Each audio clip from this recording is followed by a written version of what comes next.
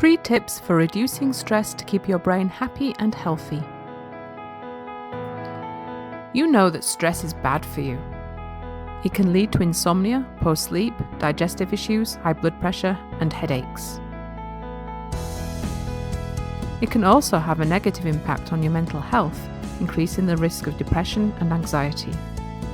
But did you know that stress also affects your cognitive functions?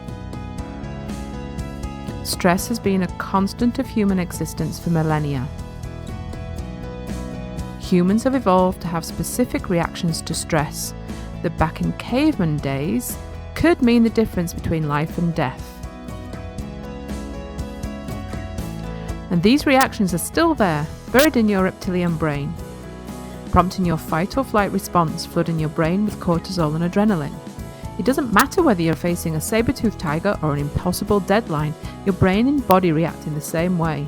Unfortunately, the demands of modern life mean that many people are dealing with chronic stress, keeping those cortisol levels high, which leads to a greater risk of reduced cognitive function, poor memory and retention, or even dementia. Here are 3 ways you can reduce your stress levels and improve brain health. Number 1. Recognize your personal response to stress. Learn how stress affects you and what your own personal triggers are. Some people deal better with stressors than others. Number 2. Identify your triggers. What stresses you out may be water off a duck's back for your partner, friend or colleague. If you can identify what breaks you out in a cold sweat or raises your anxiety levels, then you can anticipate stressful situations and head them off at the pass. Or at the very least, learn to manage them better. Number 3. Learn to say no. Most people nowadays feel overstretched and overcommitted.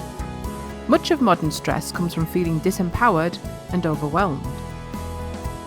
As well as stress management techniques like meditation and exercise, learning to say no confidently and positively is one of the most potent weapons you can use against stress.